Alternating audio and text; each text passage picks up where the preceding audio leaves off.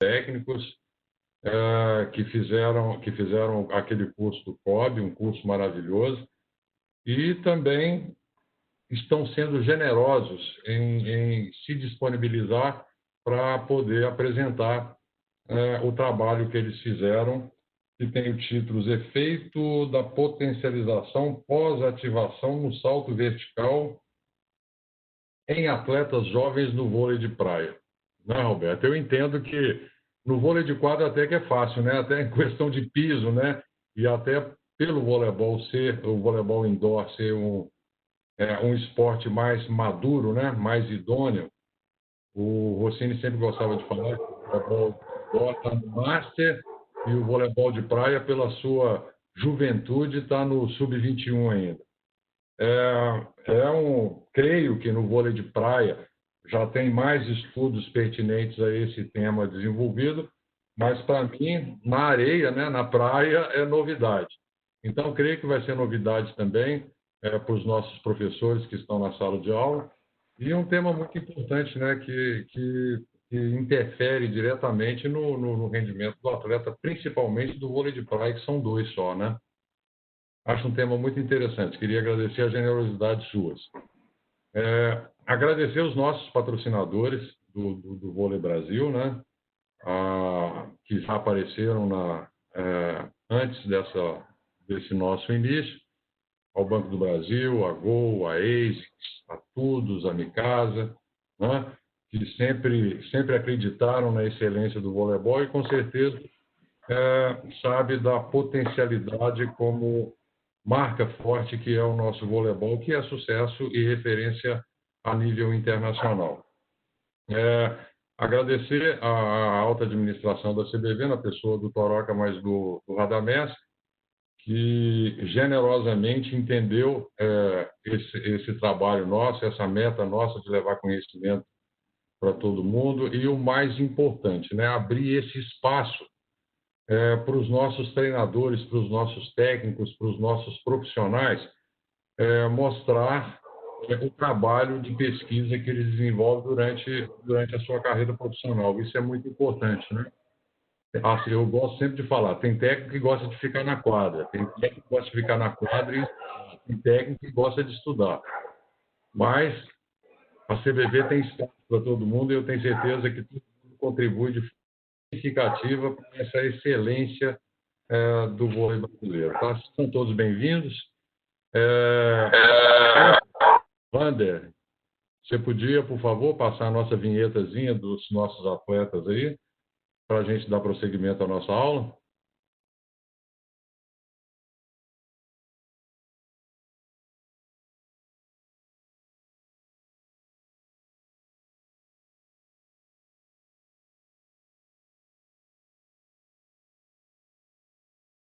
Wander? Ok, tá indo. Ok.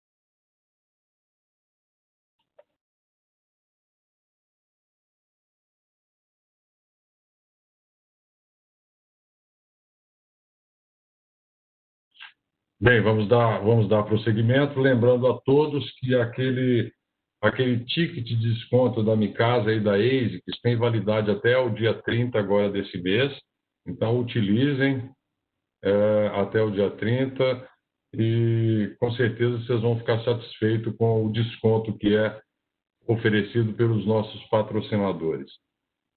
Que bom, né, ver esse videozinho e ver que o nosso voleibol não é só excelência técnica, não, né? Tem muita gente bonita também, né? Isso é bom, né?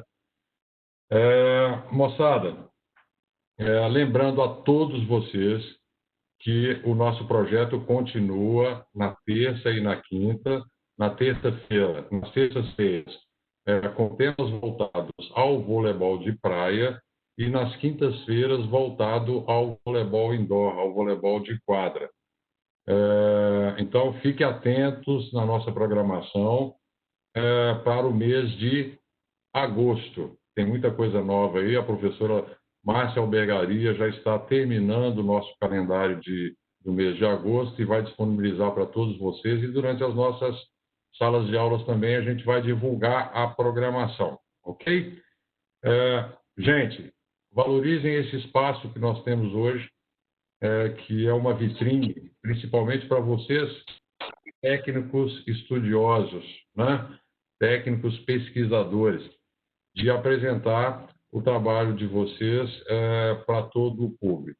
Gostaria também de convidar o professor Oliveira, hoje presente na nossa sala de aula, e vai ser o mediador do trabalho, da apresentação de vocês. Professor Oliveira? Boa noite, Carlão. Boa noite a todos. Um prazer estar aqui com vocês.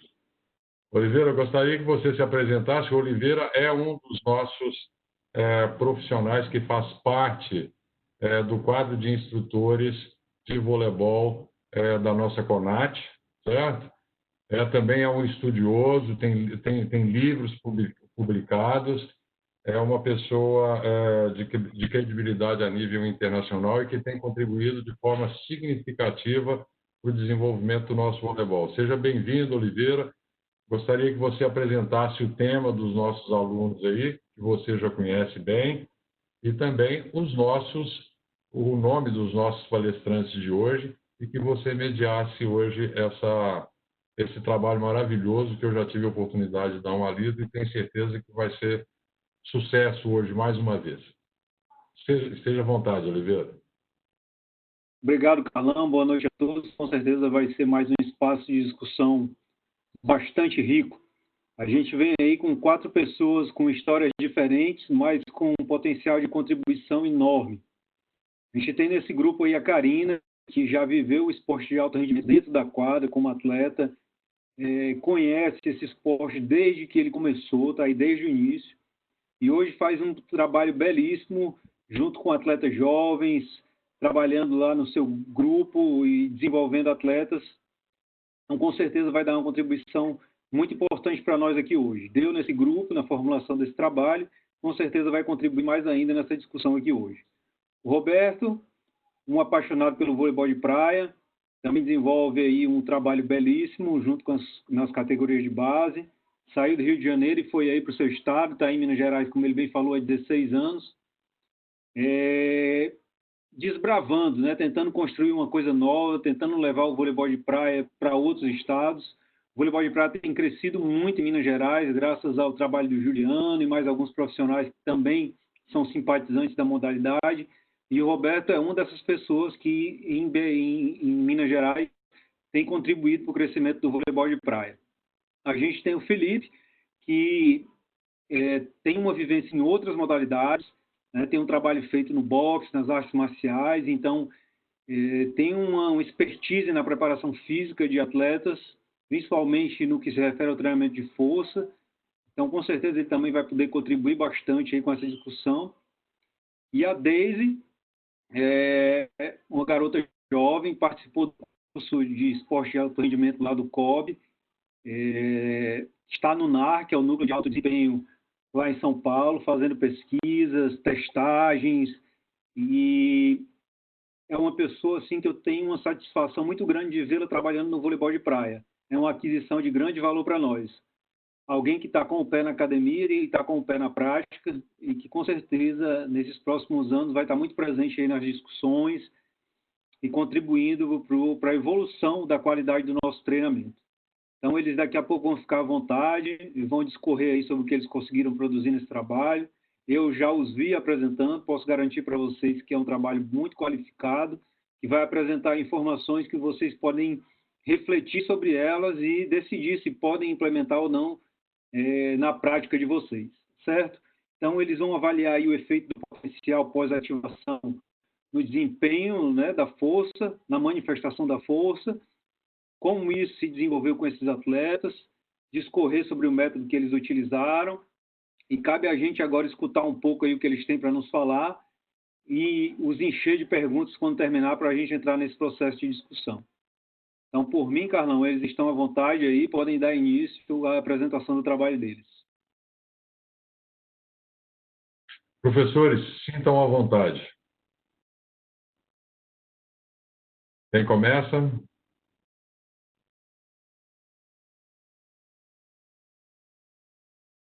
Karina, eu gostaria que vocês se apresentassem primeiro.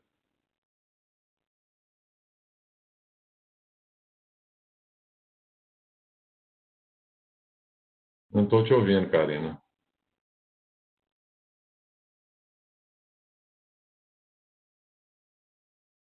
Roberto? Oi, Karina. Está me ouvindo? Estamos te ouvindo, Roberto? Karina. Agora sim. Ok. Estamos te ouvindo. Estamos te ouvindo. Roberto, pode começar, por favor? Ficou emocionada. O Carlão quer que a gente se apresente primeiro, então... Então, você já se apresenta e já emenda aí. Depois eu me apresento quando eu entrar. Tá joia. Bom, Oliveira já falou praticamente tudo. É uma honra, Oliveira, ter você como nosso mediador. Mas sou mesmo apaixonado pelo voleibol, o vôlei de praia, o vôlei de quadra também. Tem um projeto em Juiz de Fora que vem tendo bom desenvolvimento com as categorias de base no naipe masculino. Esse ano começamos a trabalhar com o feminino também. Sou assessor da Federação Mineira de Voleibol na Zona da Mata, chamada R3. E tivemos a formação que estivemos juntos, eu, Oliveira, Karina, Felipe, a Deise e outros que estão aí nessa reunião de hoje, na ABT, no IOB, onde tivemos um contato muito grande com grandes profissionais e com um mundo de conhecimento que nos trouxe até aqui. Basicamente é isso.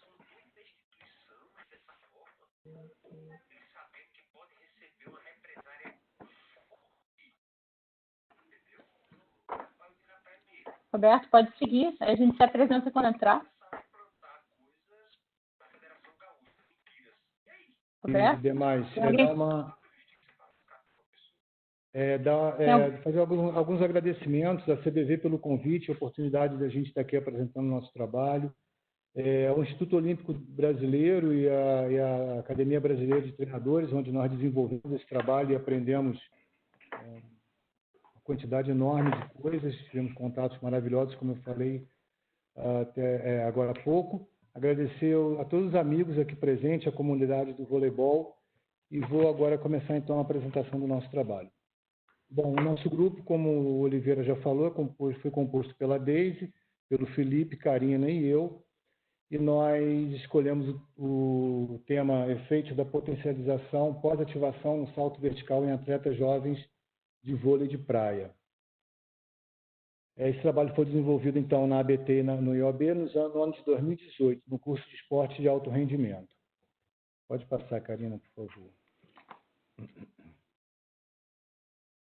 Bom, escolhemos o salto vertical diante da sua importância, da sua relevância dentro da modalidade, e esse estudo de Castro, em 2011, mostra bem isso, onde ele teve como objetivo do seu trabalho mensurar, quantificar os saltos verticais realizados por atletas do naipe masculino no Circuito Brasileiro de Vôlei de Praia deste ano, né? Nas etapas semifinais e finais. Foram, então, 8 atletas, 4 duplas. E ele chegou a um total de 1.476 saltos realizados, quase 500 saltos por partida e uma média de saltos por jogo de 246. Ele também usou, para ele organizou esses saltos, né? O salto de bloqueio, o salto de ataque, o salto para o saque e suspensão e para o saque e viagem. E desse total de saltos realizados, também ele separou por bloqueadores e defensores. Tá? E nesse montante aí, os defensores tiveram cerca de 100 saltos para 146 dos bloqueadores. Então, diante desses números, né, da importância que o salto vai ter para que se tenha um bom desempenho nessa modalidade, consideramos importante que sejam feitas pesquisas, desenvolvidos meios para que se potencialize a performance do salto vertical. Pode passar, por favor. E uma das formas de se conseguir isso é a potencialização pós-ativação, que o Felipe vai agora apresentar para vocês no seu contexto fisiológico.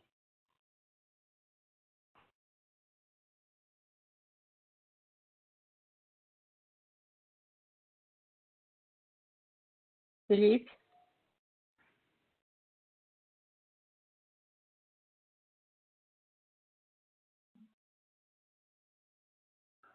Alô? Não está ouvindo? Ouvindo, Alô? ouvindo. Está ouvindo? Estamos ouvindo. Então, continuando. O Oliveira já iniciou a apresentação. Para mim foi uma grande honra, um grande aprendizado ter compartilhado esses 2 anos de curso lá na ABT. E realmente, como ele falou, tem minha vivência maior, são em outras modalidades diferentes do vôlei de praia, mas esses 2 anos foram fundamentais para me tornar também um apaixonado e estudar estudar a modalidade do vôlei de praia. Então vamos lá. A literatura recomenda que os exercícios de força como atividade condicionante, com o intuito da melhoria da forma aguda de capacidade desses músculos virem a gerar maior força, maior desempenho numa tarefa subsequente. Que a gente tem por esse fenômeno? A potencialização ela se refere ao aumento dessa produção de força após uma atividade contrátil anterior, realizada geralmente por exercícios mais intensos. Por favor, próximo slide, Karina. A minha intenção de botar esse gráfico aqui, do Trícoli, de 2003, para quem nunca tive a oportunidade de visualizar, eu acredito que esse gráfico venha a resumir bem. Digamos que foi feita uma contração sem o advento de nenhuma atividade condicionante. Ato contínuo, foi realizada uma atividade condicionante intensa, com duração de 10 segundos, que ele pôde exemplificar ali. No nosso caso, nós utilizamos o back squat, o agachamento livre. Ele especifica com uma contração voluntária máxima, ou tétano, ou tetania, mas aí seria por estímulo elétrico, não por exercício. Dado o intervalo, que no nosso caso nós utilizamos 4 minutos de intervalo, e vai ser falado em breve, e houve novamente o mesmo trabalho realizado antes do advento do exercício. E acima da linha tem um rendimento maior, breve, de forma aguda, porém um rendimento maior, isso caracterizando a potencialização advinda do exercício anterior. Tudo bem? Próximo. Então, esse esquema aqui visualiza, tem a ideia de mostrar parte da fisiologia do fenômeno, explicar. A fosforilação de cadeia leve, regulatória de cadeia leve, né, a SL, ela vai gerar, o que ela vai fazer? Essa ocorrência ela vai gerar uma interação maior na actina e miosina, tornando a junção actina e miosina mais sensível ao cálcio. É esse cálcio que vai ser liberado lá no retículo sarcoplasmático, que vai ficar acumulado lá no sarcolema. Disso vai ser o que vai acontecer? Ele vai gerar uma sensibilidade maior e vai aumentar o número de pontes cruzadas. E para passar a ser ativado, essas pontes cruzadas vão ativar de forma mais duradoura um torque, esse torque superior, não observado num estado não potencializado, antes da execução do exercício. Como está demonstrado no slide. Essa linha de baixo, onde ele fala de pré-contração, aumentando o recrutamento de unidade motora, seria uma explicação da parte neural. Mas a maioria das publicações não aborda muito, não aprofunda muito nessa parte. Então, a grande maioria das publicações tem a tendência a se prender mais a essa definição superior, onde se cita maior a fosforilação de cadeia leve de miosina, como se fosse um pré-recrutamento. Continuando.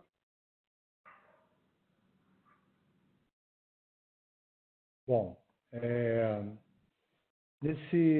nessa linha, então, de raciocínio, nós tivemos como objetivo geral verificar quais efeitos a PPA seria capaz de provocar no desempenho do salto vertical de jovens atletas de vôlei de praia.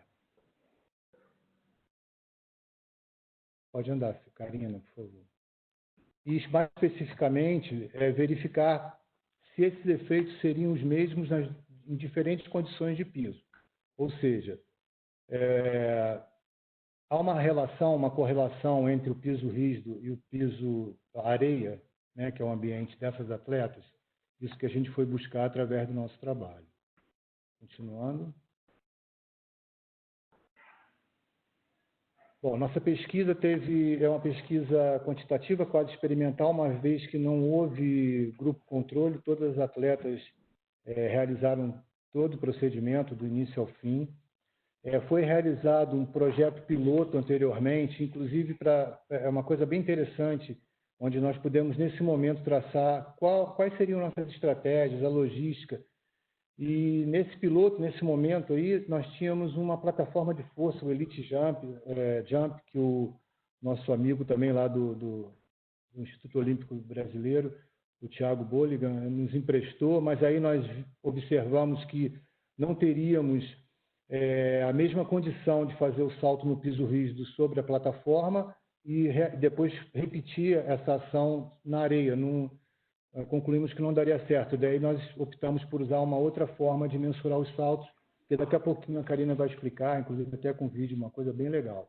Tá certo?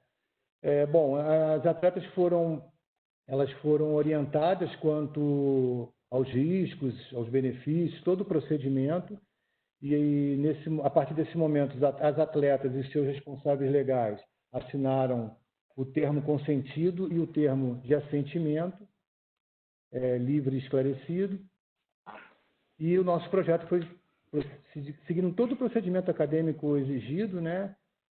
Foi submetido à Plataforma Brasil e aprovado pelo Comitê de Ética em Pesquisa da Universidade Estácio de Sá.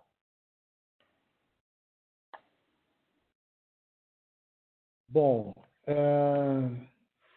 foram testados, né, nesse nosso trabalho 7 atletas de vôlei de praia do sexo feminino da Set Point, onde a Karina realiza um trabalho fantástico no Rio de Janeiro.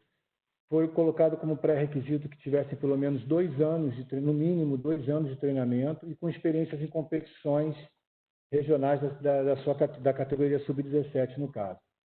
E a partir dos dados coletados quanto às características dessas meninas, e relatado aqui em forma de média e desvio padrão, tá? Então, idade de 15 anos, desvio padrão mais ou menos 1,11, altura 170 centímetros, peso 62,4 kg e gordura 25,5%.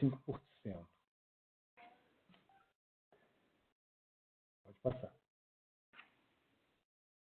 E agora a Karina vai explicar todo o procedimento da pesquisa, como ela andou, como as coisas aconteceram, aquilo que não foi possível ser observado, seguido, daquilo que foi programado, né, as coisas que acontecem no meio do caminho e que também vão dando todo um aspecto particular ao trabalho.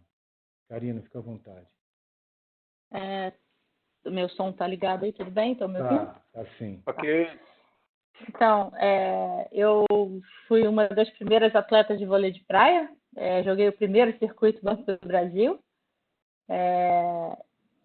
Enfim, joguei até onde meu joelho permitiu. Tive uma lesão, tive que parar. Aí parei, enfim, fiquei com saudade do vôlei. Fui seguir minha profissão, eu também sou nutricionista. Aí, só que fiquei com muita saudade e acabei voltando, fundando a Set Point. Isso já tem 20 anos, e venho desenvolvendo um trabalho de formação de base, né? Iniciação mesmo, desde escolinha a iniciação até sub-17, sub-19 no máximo. Então, enfim, por que a gente está aqui, por que a gente estava lá e por que desse trabalho? Isso,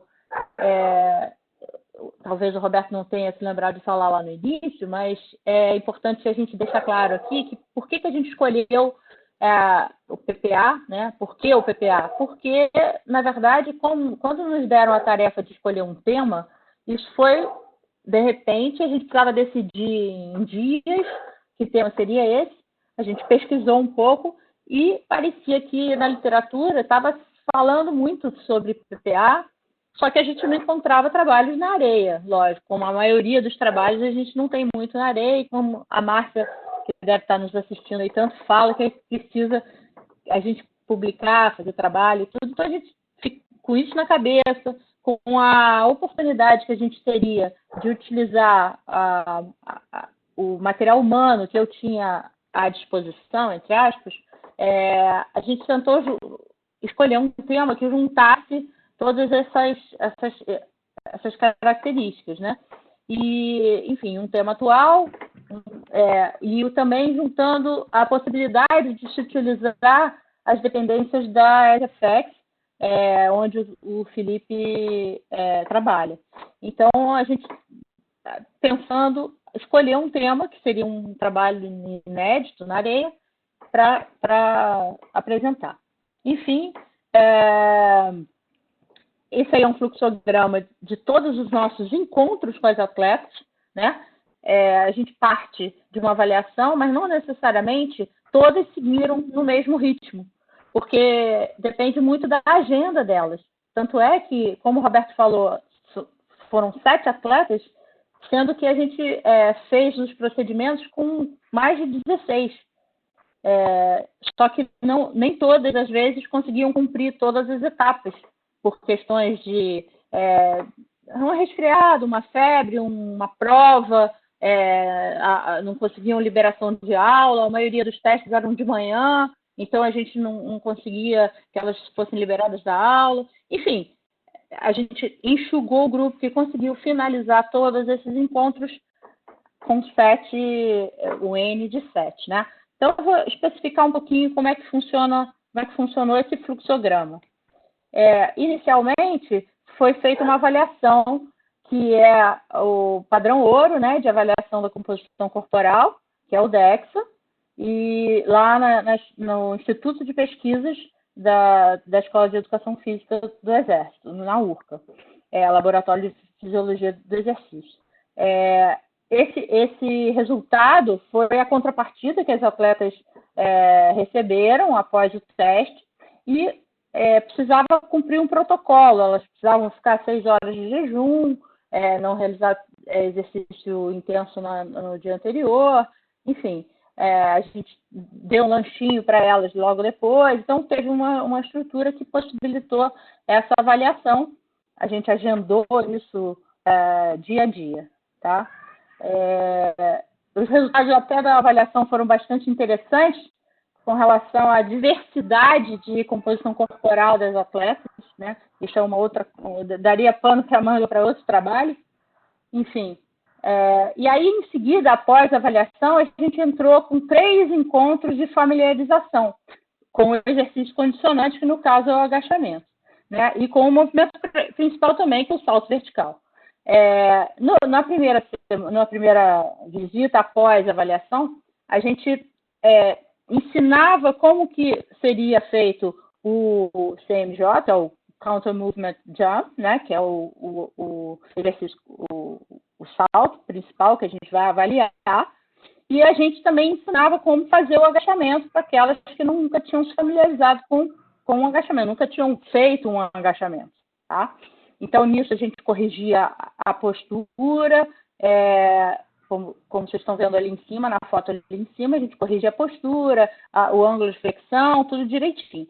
Lembrando que sempre antes de todos esses encontros, a gente fazia um aquecimento com alongamento, corridas, saltos, elas se prepararem para o exercício. Nessa segunda visita, a gente já colocava o agachamento com 50% a 60% do peso corporal. Lógico que não era direto. Era aos poucos, a gente ia chegando, ia testando com as anilhas e chegando no peso corporal. Então, a gente chegava a 50% a 60% do peso corporal nessa familiarização, com 3 a 4 tentativas em intervalos de 3 a 5 minutos. Na visita seguinte, a última da familiarização, a gente já fazia o teste de 5RM, tá? Que o Felipe se referiu lá. Agora eu vou falar um pouquinho como a gente avaliou esse salto, já que, como o Roberto falou, que a gente não optou por usar a plataforma de força, que o Thiago gentilmente cedeu, né? E se prontificou a nos ajudar bastante, mas infelizmente a gente não conseguiu adaptar o trabalho. Então, a gente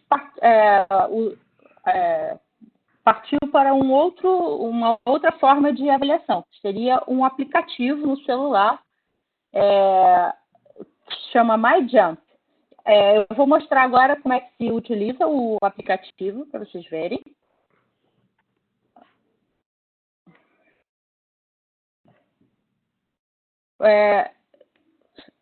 Não entrou.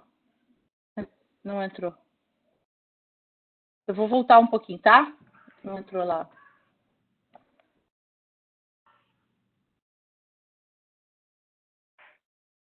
Não entrou o vídeo. Aqui. Ok.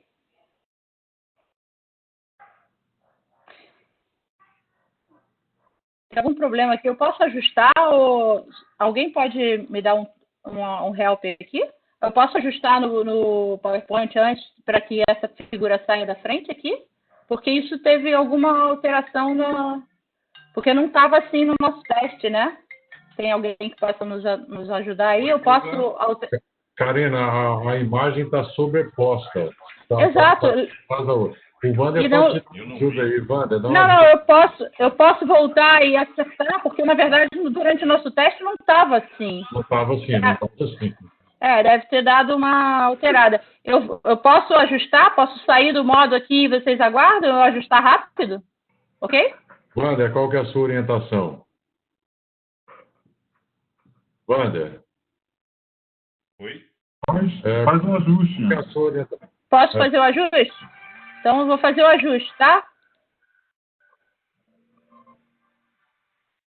Ok, tá feito.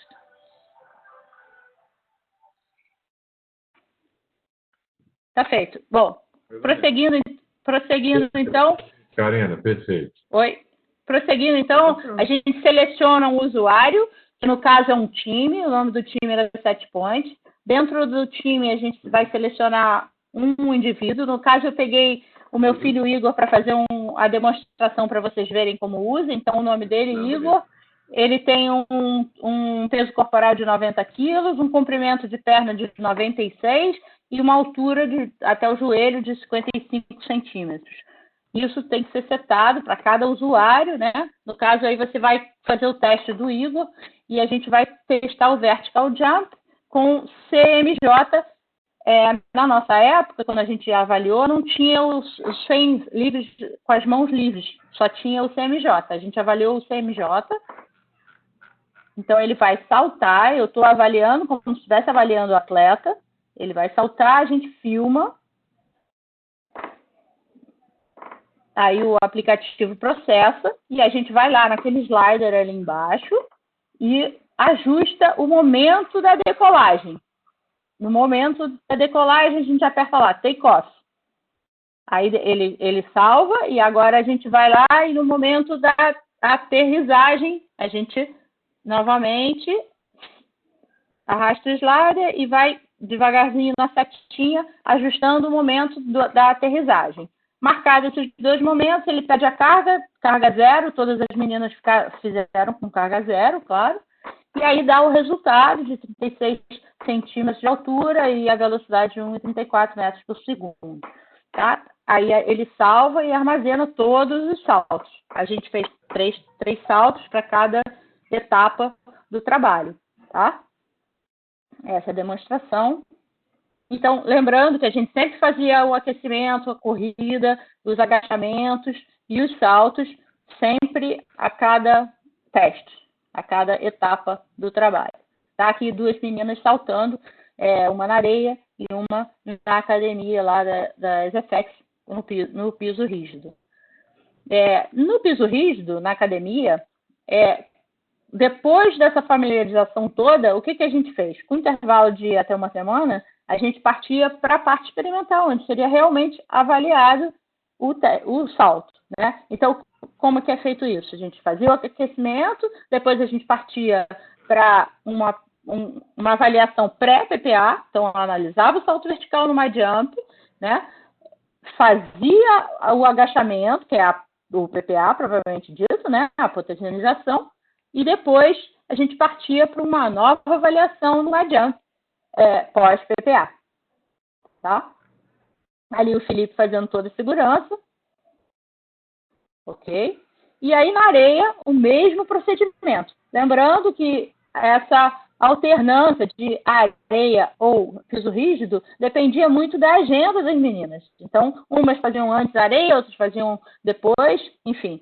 Mas o procedimento era o mesmo, exatamente o mesmo do que no piso rígido, tá? E então a gente utilizava na areia tanto a praia da Urca quanto a praia do Forte, lá da Escola de Educação Física, assim como a sala de musculação para o piso rígido. Então, Felipe, pode, por favor, continuar a parte de estatística? Sim, obrigado, Karina. Continuando, todo mundo me ouve? Oi? Todo mundo me ouve? Tranquilo? Vamos lá. Sim, sim. Muito bom. É o seguinte, nós tratamento dos dados estatísticos, tem que nós utilizamos o teste de estudos, a correlação de piso na nossa para a comparação desses dados. Dados esses apenas em duas variáveis, uma cinética e uma cinemática. Nosso nível de significância de P menor que 0,05 e utilizamos o SPSS, mas é o mais recente do mesmo. Continuando. Então, nessa tabela aqui que nós podemos visualizar ambos os pisos, tanto a situação pré e pós, na média de desvio padrão. No que a gente pode ver antecipadamente? No piso de areia, para nossa surpresa, elas se saíram melhor no salto pré-potencialização. Aí nós, durante todo o trabalho, nós podemos visualizar, nos depararmos com uma situação. Elas se sentiam melhor adaptadas à direção de qualquer atividade na areia, tanto o agachamento quanto o salto. Lá no piso rígido, nós notamos uma certa dificuldade delas, talvez por questão de adaptação ao ambiente, se tratando delas sempre jogaram na areia, oriundas totalmente da areia. E, inclusive, até em alguns agachamentos, elas fizeram questão de executar descalça, por se sentirem incomodadas com o calçado. E seguimos a média, não houve, nós não tivemos nada positivo, numa significância de continuidade o fenômeno. Então, utilizamos o gráfico de dispersão, apesar da nossa conhecer bem reduzido, já citadas, nós tivemos uma correlação moderada, né, de 0,5 a 0,7, no eixo vertical, aí no eixo vertical, variáveis cinemáticas, e no eixo horizontal, as cinéticas, uma ocasionando a outra, né, uma ocorre uma afetada em relação à outra, por isso utilizamos o gráfico de dispersão. E no horizontal, temos a quantidade de carga utilizada no 5RM, né? Caso peso, carga, que eu estou me referindo é o peso, nesse momento. E no eixo vertical, a situação pré e pós, a média. Nesse caso aqui, nós temos um piso rígido. E seguindo, o piso de areia, onde elas não saíram, elas saíram melhor no piso de areia, na situação pré-potencialização. Elas se saíram realmente melhor no piso de areia. Ainda tivemos uma ação moderada. Outro dado que a gente não podemos deixar passar nessa questão desse gráfico de dispersão é a questão que nós não tivemos uma linha reta. Porém, também não tivemos uma linha totalmente... Não tivemos uma linha reta e não tivemos um que viesse a causar uma correlação baixa, ou zero. Né? Então, mas ainda assim, ela é considerada moderada. Digamos que não tivemos apenas 2 variáveis sendo avaliadas. Continuando, Karina. Então, vamos lá. Essa tabela, o que é a literatura? Nós tivemos o cuidado de separar o que seria mais válido para nós. Né? Os 2 primeiros autores, eles trabalharam com o voleibol, mas o voleibol de quadra. Utilizaram o primeiro lá, o segmento masculino e feminino, e o de baixo só o feminino, categoria de base. Eles utilizaram, não o Madianto 2, conforme a Karina já abordou, mas utilizaram o Quinovea, a versão mais recente dele, lá para 2016, e o de o Sul, 2016, utilizou apenas fitas e penas, de forma mais simples. Porém, um dado interessante que ele utilizou, utilizando só a categoria de base feminina, ele utilizou intervalos distintos entre a atividade durante e o que estava sendo buscado. Estava sendo avaliar aqui o salto vertical. Ele utilizou intervalos de 2, 6 e 10 minutos. De forma, óbvio, de forma distinta, em dias distintos, né, em visitas espaçadas, e ele houve resultado significativo do fenômeno. Né? Ele houve a potencialização pós-ativação de forma aguda, que é o que a gente está buscando, e semelhante ao que nós utilizamos como carga de trabalho. Foi uma série de 5 repetições máximas, com 85% de peso, né? Nós implementamos nas atletas. Já o Barbosa 2014, também utilizando os 2 gêneros, masculino e feminino, uma situação semelhante à nossa, ele não houve resultado significativo. E ele usou também o Counter Movement Jump, porém no basquetebol. E o Mitchell, 2011, ele teve o rugby, ele houve resultado significativo, porém levando em consideração que o alto rendimento. Masculino, adulto, ele mesmo utilizou também o mesmo salto que nós utilizamos e o mesmo estilo de intervenção, o mesmo modo de intervenção que nós utilizamos. Então, numa maioria, sendo 2 trabalhos, o voleibol de quadra e o rugby, teve resultados bem significativos. Lembrando também que como Sul, na segunda linha, também foi o segmento feminino e categoria de base. Ele teve resultado significativo. Porém, ele não utilizou os 4 minutos que nós utilizamos. Mas outras publicações também utilizam esse intervalo entre a atividade condicionante e o que estava sendo avaliado pelo salto vertical, esse intervalo de 4 minutos. E nós julgamos ser bastante pertinente, tendo em vista a adaptação ao treinamento de força do nosso N. Continuando. As conclusões. Roberto? Sim, pode deixar. Bom, gente, então, a partir de todo esse caminho que nós percorremos, né, nós chegamos a algumas conclusões que nós vamos resumir agora para vocês, aqui no final do nosso trabalho. Então, com relação ao tipo de piso, não foram encontradas diferenças significativas, estatisticamente significativas, tanto num piso quanto no outro. Né? De fato, o efeito geral da PPA sobre o salto, sobre o contramovimento, apresentou grande variabilidade entre as atletas, independentemente do piso onde elas estavam executando o salto.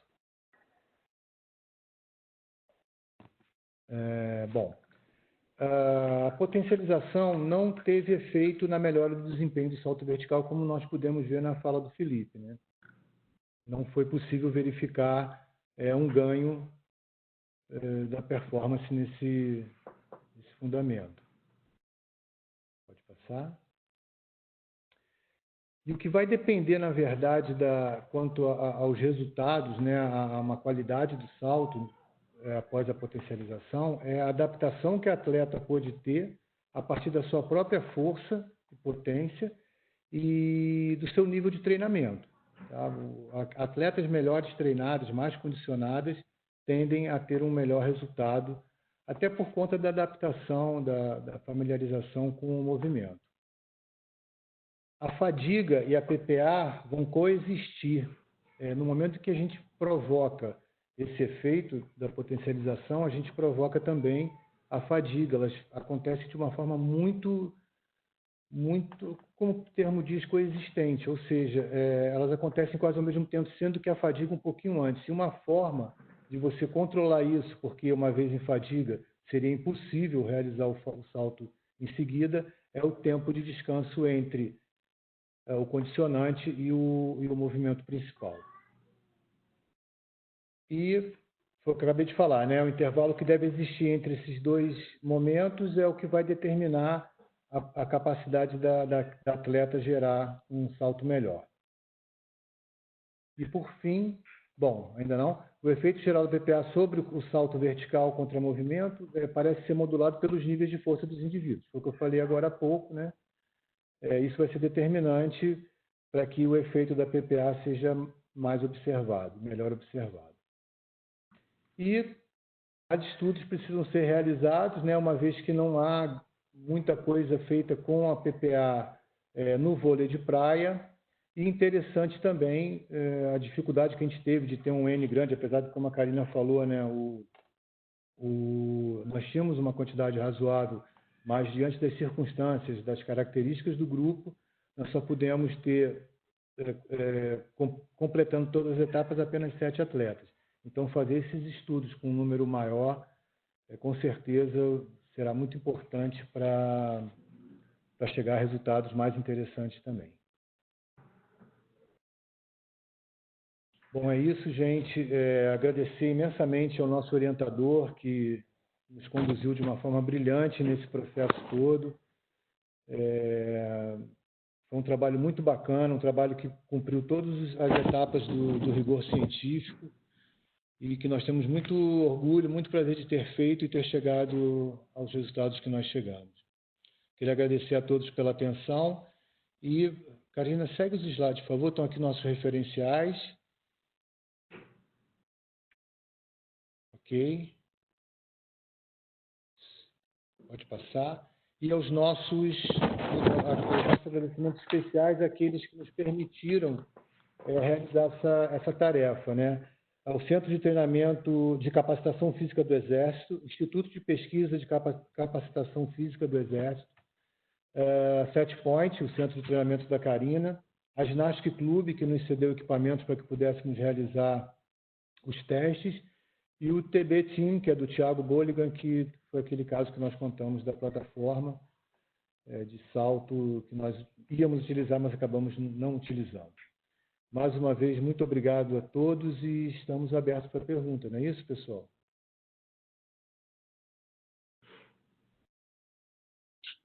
Professor Oliveira. Pronto, a bola passou para mim agora, né? Agora eu passo a bola para você fazer as suas considerações, que você conhece o trabalho também, tá certo? Antes de você fazer as suas considerações, é gratificante ver o Duda, o João, a quem eu cumprimento a todos da CONAT que estão presentes nessa sala também. É um bom tema para o vôlei de quadra também, né? Duda e João, vamos ver o salto aí no vôlei de praia, se tem ou não diferença para a praia, né, Oliveira? É um bom tema aí. Carlão, a gente pode fazer pergunta? Pode não, deve, meu professor. Então, depois do primeiro, eu faço uma perguntinha, por favor. Então, Oliveira, eu citei o Duda e o João, são dois estudiosos do voleibol também, com uma experiência muito grande. Tenho certeza que eles podem contribuir também, mas a bola está com você aí agora. Faça suas considerações e depois vamos à pergunta. Tenho certeza que tanto o João quanto o Duda e quanto outros doutores que tem aí, mestres, também pode contribuir para o enriquecimento desse nosso encontro aqui. Oliveira, é a sua bola. Parabenizar aí a rapaziada, né? Um trabalho muito bem conduzido. Acho que a Karina deixou aí bem claro, junto com o Roberto, as dificuldades que é fazer pesquisa. Nem sempre a gente tem aquele atleta à mão, tem as condições ideais, e precisa ser percorrido todo aquele processo para que a gente possa trazer números que realmente possam traduzir o que a gente quer investigar. Então, parabéns, não só pela apresentação hoje, mas pela condução de todo esse trabalho que vocês desenvolveram aí.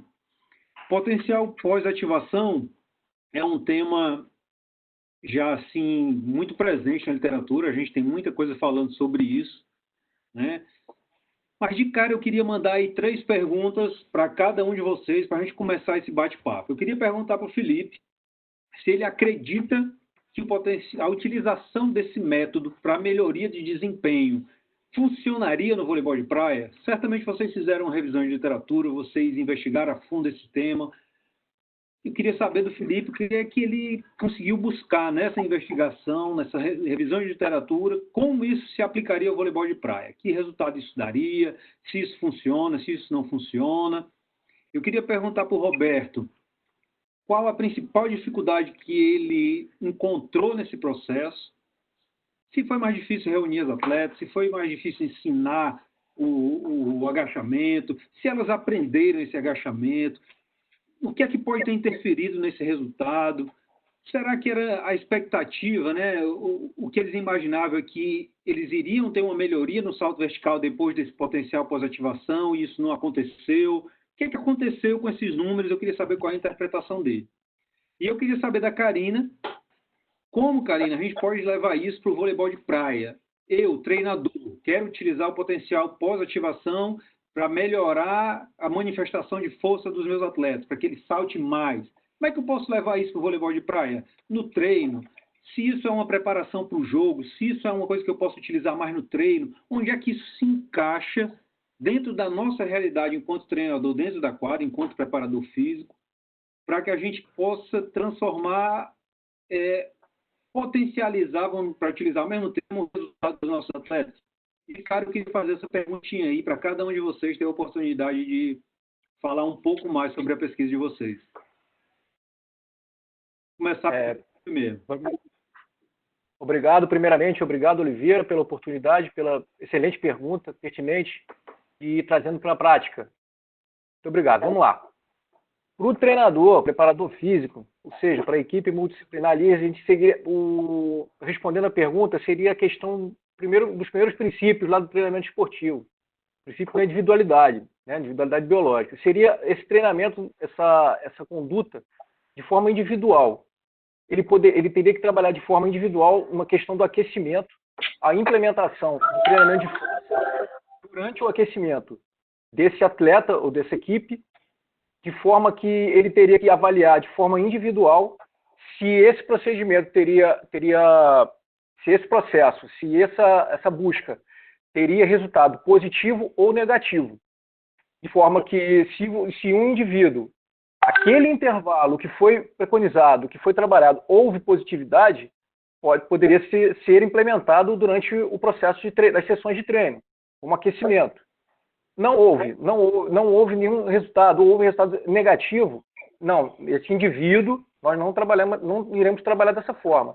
Então, trazendo para a prática, seria a questão de aquecimento, a implementação do treinamento de força, no caso, o agachamento, nós utilizamos o agachamento livre, mas poderia ser outro tipo de agachamento, ou pela frente, também, o que nós utilizamos de forma a acrescentar no aquecimento o treinamento de força, visualizando essa potencialização, a ocorrência desse fenômeno.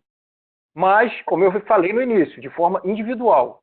Então, seria que ser uma coisa bem personalizada para que, de forma a não perder tempo e não transformar o aquecimento de uma forma maçante e vir até, porventura, no pior das hipóteses, ocasionar uma lesão. Tudo bem? Beleza. Então, na tua opinião, baseado nas investigações que vocês fizeram, é um método que sim pode ser utilizado no voleibol de praia? Sim. Como eu falei, implementado de forma no aquecimento e de forma individual, com esse cuidado de individualizar esse processo. Não chegar e de distribuir, hoje nós vamos fazer isso, todo mundo, não. Então a ideia seria de forma de aquecer, implementando esse treinamento de força, com esse objetivo de aumento de desempenho na atividade fim, porém, de forma individualizada. Beleza, show. E aí, Robertão, Vocês esperavam que a galera ia saltar mais, eles não saltaram. O que você acha que pode ter acontecido durante o processo? Oliveira, obrigado pela pergunta. Teve muita dificuldade, aconteceram muitas dificuldades. Talvez a mais importante tenha sido conseguir reunir principalmente o Felipe e a Karina tiveram muita dificuldade, porque eles é que estavam no Rio de Janeiro para trazer as meninas para os testes. Eu, particularmente, sofri muito com o fato de não estar no Rio e querer participar de todo o processo da maneira como eles participaram. Essa foi uma dificuldade que eu percebi da minha participação, tá? Agora, a gente não sabia se ia melhorar, porque as pesquisas tinham resultados diferentes, né? O que a gente procurou encontrar, isso é uma coisa é uma sintonia muito fina, sabe? De qual é o intervalo. O Felipe mostrou um slide que teve pesquisa que usou 2, 6. Tem uma pesquisa do Kilduff de 2008 que ele usa segundos até 15 minutos de intervalo. Então, para cada tempo desse de recuperação, você vai ter um resultado diferente. Então, a gente não tinha... assim, a princípio, você vai potencializar, vai saltar mais. Mas nós não tínhamos uma expectativa de que ia trazer um resultado assim de salto muito maior diante da revisão da literatura que a gente fez. E eu, particularmente, acredito que para o voleibol não é o que a gente quer, que é 2, 3 saltos ótimos e quando você dá 100 e poucos saltos numa partida de adulto masculino de alto rendimento, né? Então, eu não me senti frustrado com o resultado de não ter dado o efeito de potencialização, de melhora do salto, porque realmente eu não tinha essa expectativa. Beleza. Então, com os dados que vocês coletaram, a coisa é um pouco inconclusiva, né? Se melhora, se não melhora, qual o intervalo que tem que ser utilizado. E isso a gente vê em muitos estudos. Muitos estudos. A gente viu muita coisa, Oliveira, a gente leu muito artigo. Porque você acaba buscando um norte, né? Uma coisa assim que te balize bem. E realmente muita coisa inconclusiva. Muita coisa mesmo. Boa. Respondi? Sim, sim. Vamos colocar para fora aí, amigo. O que vocês aprenderam nesses artigos agora é hora de compartilhar aqui com a gente, que eu também estou querendo aprender, viu? Então, vamos lá, Oliveira. Muito obrigada aí pela sua presença. Eu espero responder com o mesmo dom que você tem da palavra, para tentar fazer entender o meu pensamento aqui, que vai de um polo ao outro. Na verdade, eu acho que a resposta quanto à aplicação no vôlei praia não é bem uma resposta única. Eu acho que o Felipe tendeu para responder que talvez fosse interessante fazer como aquecimento, uma preparação do atleta durante a competição. Ok, eu acho que seria uma boa ideia, visto que pela fisiologia da PPA, né, que ela ativa, então eu acho que seria realmente uma ideia interessante, partir para esse caminho. Ao passo que, como o Roberto salientou e também a gente mostrou na apresentação lá nos primeiros slides, o voleibol de praia tem muito salto, né? Isso em um jogo, imagina em 2, 3, 4 jogos por dia. Então, assim, a gente sabe que esse efeito iria se perder se a gente fosse utilizar como um efeito imediato na competição, diário ali.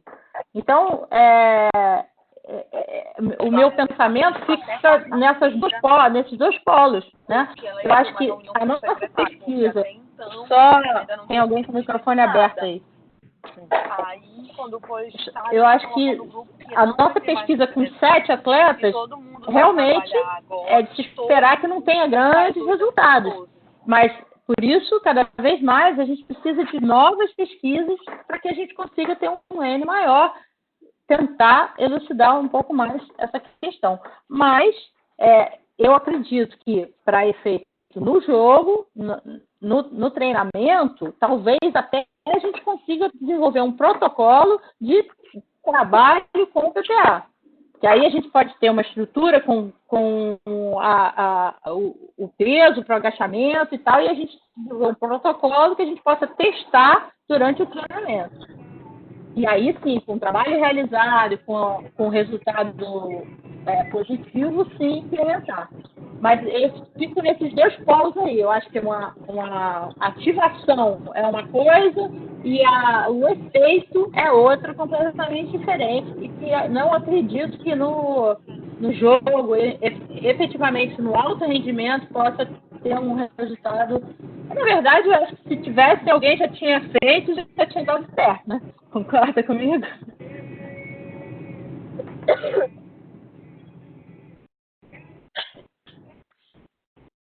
Bem, a Karine traz uma comparação interessante. O treino e o jogo, que era uma discussão que eu queria provocar mesmo. Qual é o melhor momento para utilizar um método como esse?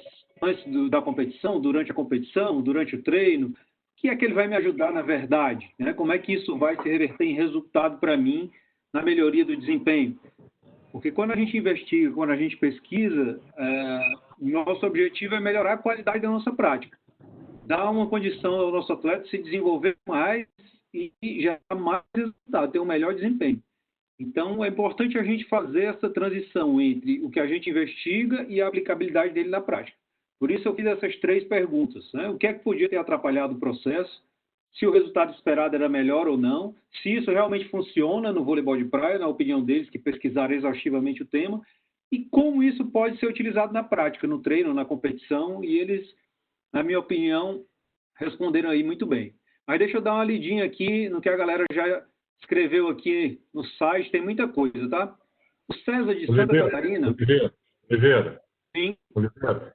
O mestre João, o nosso colega aí, perguntou se podia fazer pergunta. Eu tenho certeza que a pergunta dele vai contribuir também. Ele podia entrar ao vivo antes dos nossos professores aí, para poder fazer a pergunta dele. Eu tenho certeza que ele vai contribuir de forma significativa, tanto ele quanto o Duda também, e outros professores, pesquisadores da área acadêmica que estiver presente também.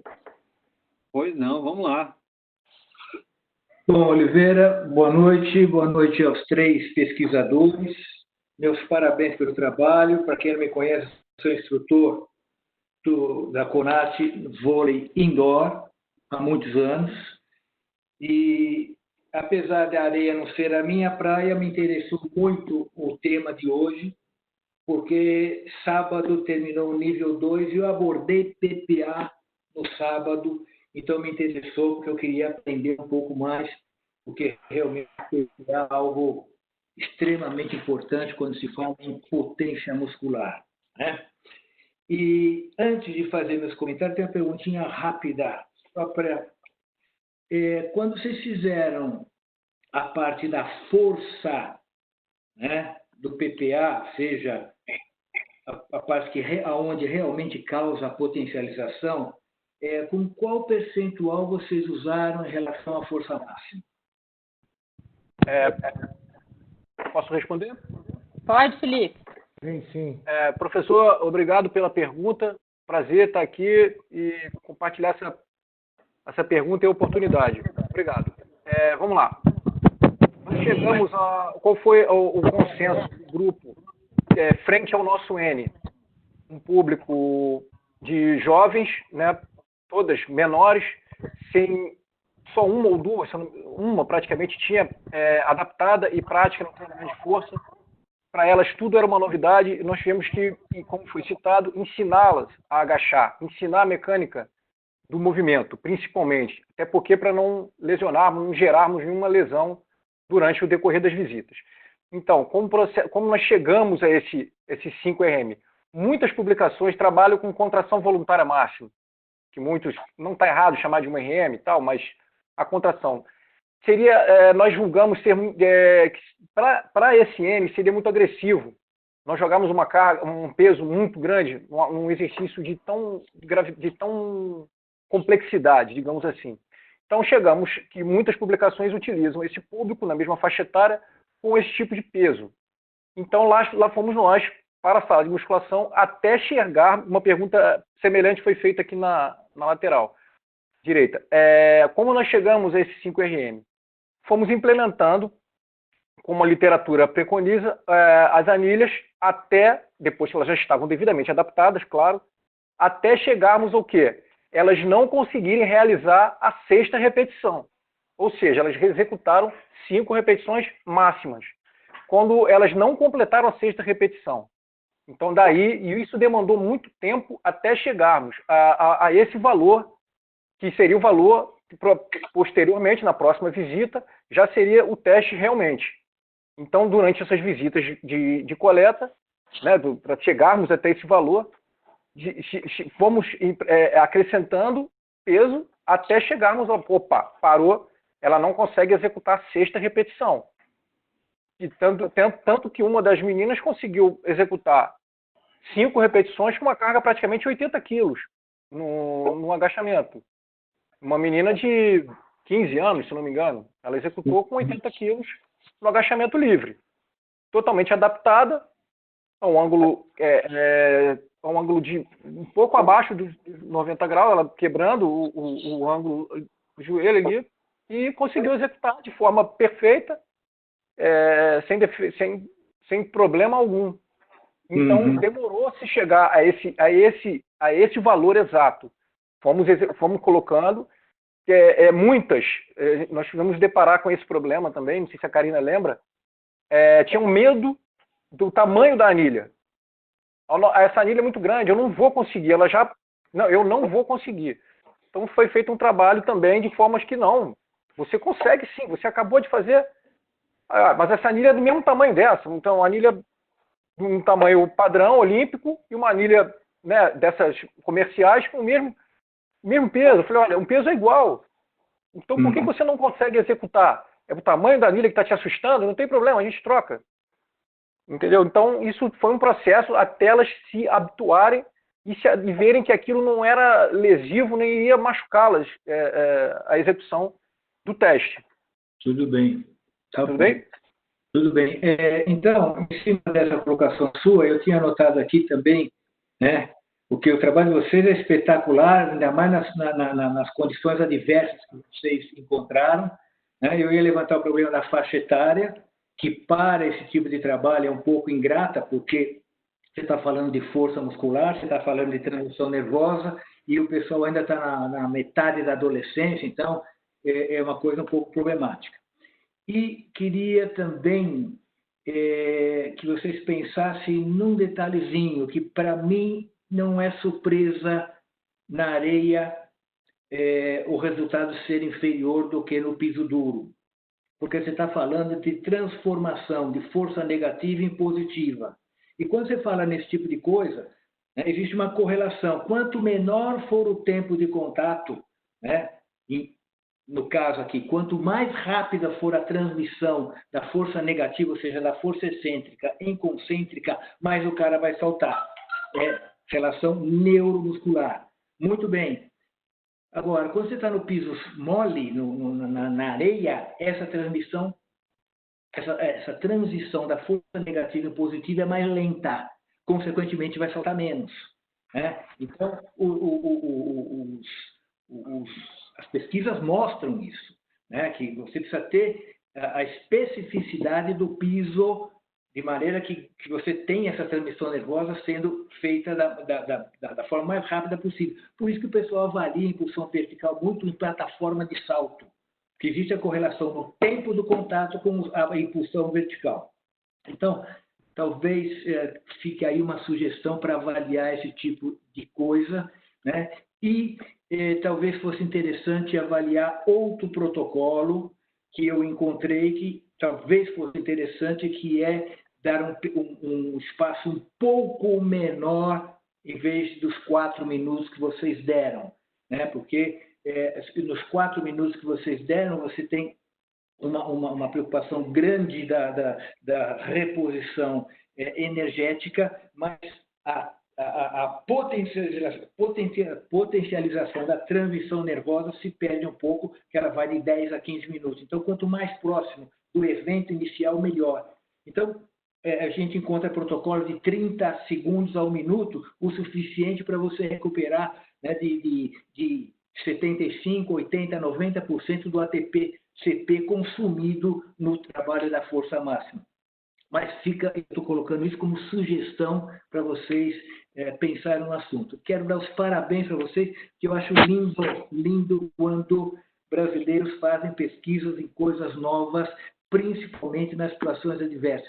E vocês mostraram uma preocupação com um detalhamento científico enorme. Estão de parabéns, fiquei realmente impressionado e feliz de vê-los. Muito obrigado pela atenção. Obrigado. Posso responder um pouquinho, Felipe? Opa, à vontade. Primeiro, quanta honra, né, de ouvir esse elogio aí do João. Nossa, estou até emocionada, uma figura importantíssima aí. Enfim, mas eu posso... Esse seu comentário tem três vertentes aí, né? A primeira, com certeza, era o material humano que a gente tinha. Realmente, nem todas estavam maturadas da mesma forma, na mesma época. A gente viu isso nitidamente com a avaliação da composição corporal. Enfim, algumas aí na transição ainda no desenvolvimento. Então, realmente, esse é um aspecto que a gente teria que controlar num estudo, né, mais a fundo, né? E, então, com certeza absoluta. E o segundo aspecto, com relação à transmissão da força no piso, isso realmente é preocupante nesse Counter Movement Jump, que é o CMJ com a mão na cintura, né? Que é um salto que a gente faz parado. Na verdade, se esse trabalho fosse feito com a passada do voleibol, ou seja, dando a passada e assim você batendo na areia, com certeza o resultado seria totalmente diferente também, né? Então, mesmo sabendo que o aplicativo mede a impulsão do momento que se decola, não está contando o contato com a areia, né, nem com o piso, ou seja, ele decola e mede aquela distância, aquela velocidade, ou seja, metros por segundo ali. Mas, de qualquer forma, o efeito já ocorreu. Então, é óbvio que o efeito está presente também, mesmo não contando no valor medido pelo aplicativo. Porque a areia já afundou, ou seja, o impacto, a resistência foi menor, né, no caso, para impulsionar. Então, assim, eu, na prática, na época, via, até mesmo ensinando, dando treino, a gente vê nitidamente quem tem a habilidade de fazer essa transmissão, ou seja, conseguir que o impacto seja transmitido, a força seja transmitida através desse impacto da passada, né? Então, isso na areia é muito incrível. Quem não consegue ter essa transmissão, não consegue jogar vôlei de praia, porque não vai saltar. Tem gente que não consegue fazer. Não sei, aí seria outra pesquisa, né? Por que motivo? Mas não consegue fazer. Não consegue ter essa impulsão. Até jogadores que já tentaram areia e que saltavam muito bem na quadra, não conseguem na areia saltar tão bem.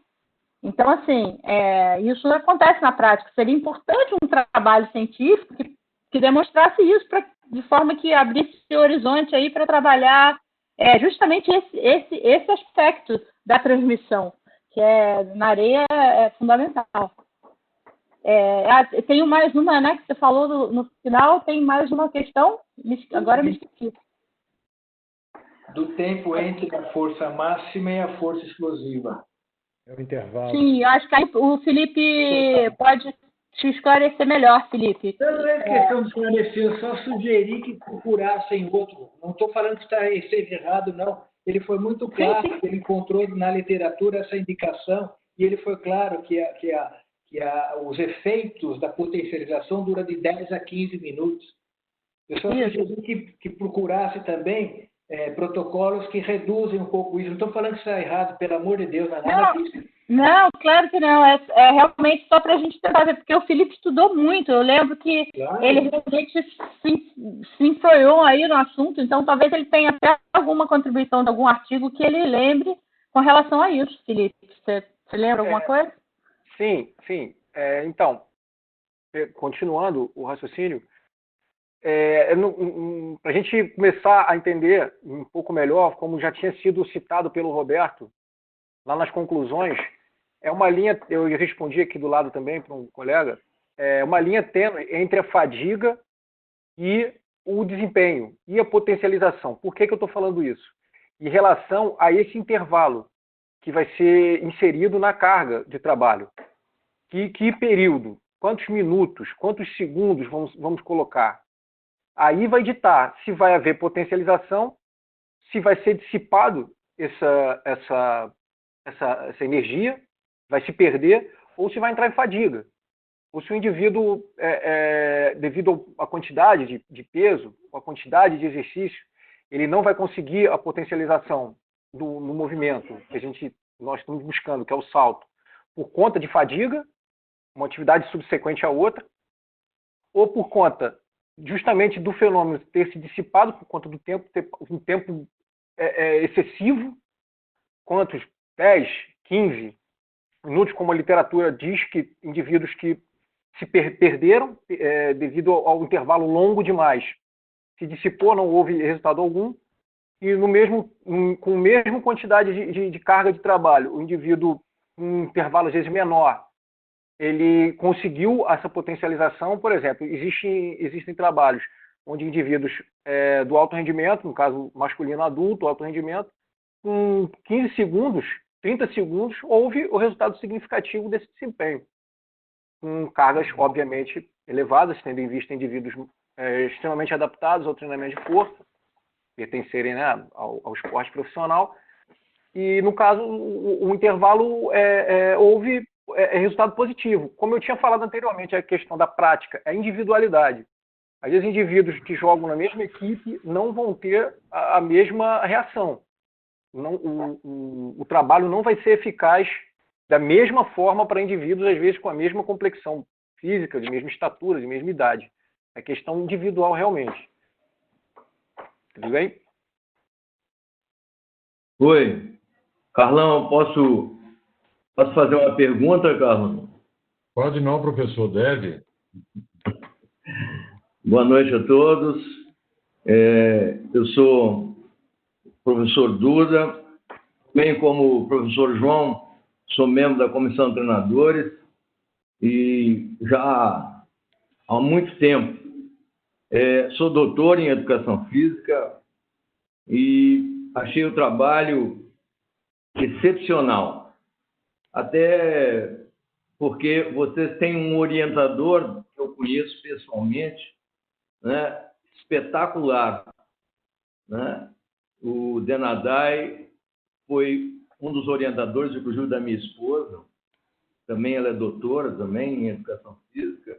Então, achei o trabalho extraordinário, né? Eu só gostaria elucidar por quê, porque o trabalho ele é quase experimental, ele não teve um grupo controle.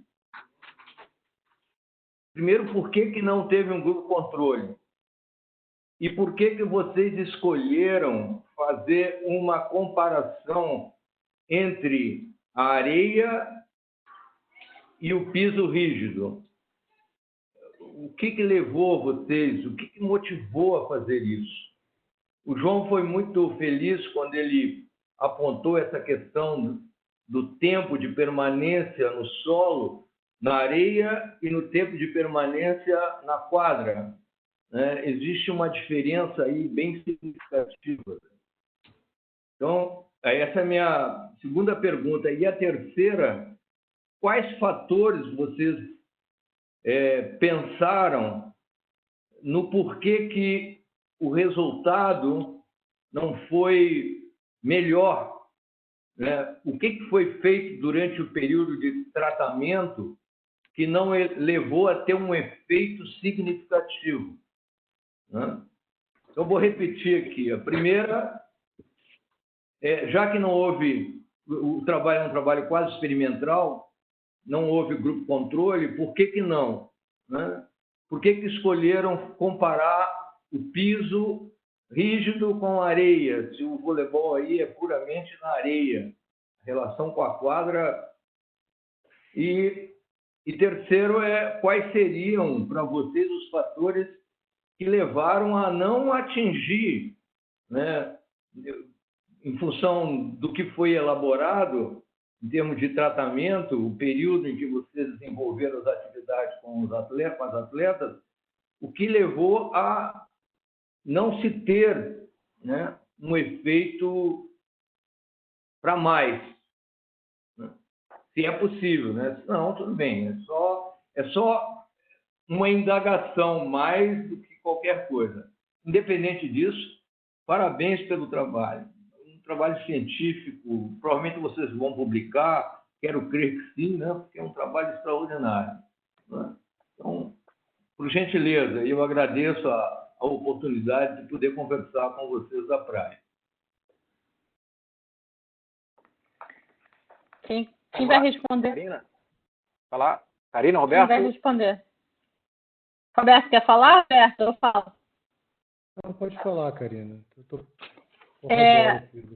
Bom, com relação ao piloto, a gente tinha um N muito pequeno quando a gente conseguiu concluir. Na verdade, foi orientação mesmo do Denadai da gente seguir dessa forma. Não tinha como a gente fazer um piloto com poucas atletas que a gente tinha, né? Ia ficar um pouco complicado de selecionar, enfim. Porque como a gente foi desenvolvendo o trabalho na medida em que a gente não sabia quantas atletas a gente ia contar, então a gente esperava que contasse com mais, não acabou não contando, então a gente tem que ir desenvolvendo o trabalho na medida do que foi ocorrendo, né? Então, isso, acredito que tenha sido esse motivo da orientação. Com relação à diferença do piso, o grande questionamento era: a literatura abordava sempre piso rígido. A gente queria saber como funcionava na areia. Simplesmente assim. Era curiosidade mesmo do nosso esporte e que a gente queria saber o que acontecia na areia, já que não tinha trabalho na areia, né? Então, por isso a comparação com o piso rígido, para que a gente tivesse parâmetros com outros trabalhos. Eu acho que a última pergunta, alguém quer colaborar? Eu acredito, Karina, professores.